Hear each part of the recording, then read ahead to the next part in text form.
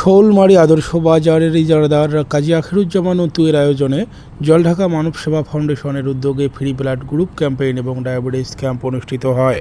উক্ত free blood campaign এবং diabetes ক্যাম্পটি উদ্বোধন করেন কাজী উজ্জ্বল আক্তার মুন্না, বিশিষ্ট ব্যবসায়ী, আদর্শ বাজার, এবং এখানে সভাপতিত্ব করেন জলঢাকা মানব সেবা ফাউন্ডেশনের চেয়ারম্যান জনাব মুজাহিদ সেলিম।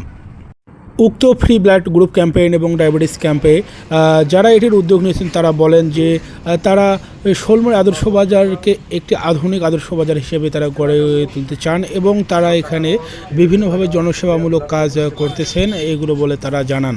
শোলমারী আদর্শ বাজারের হাড়ি জেদ্দার কাজী আখিরুজ্জামান উদ্যোগে আমরা তিন জায়গায় ব্লাড টেস্ট পাইতেছি। এই নিয়ে তাদেরকে আমি খুব আন্তরিকভাবে কৃতজ্ঞতা জানাই। আসসালামু আলাইকুম ওয়া রাহমাতুল্লাহ।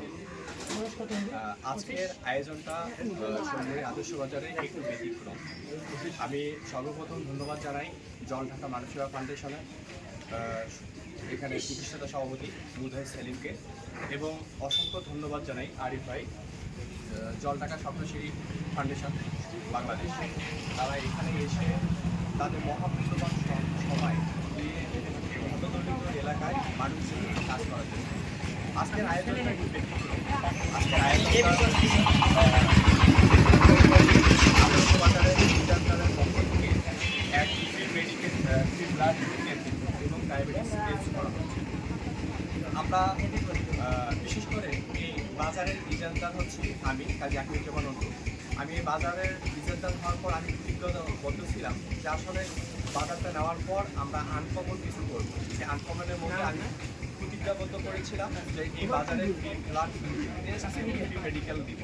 সেই কথার প্রেক্ষিতে আজকের ফ্রি ব্লাড টেস্ট হচ্ছে এবং ডায়াবেটিস টেস্ট হচ্ছে।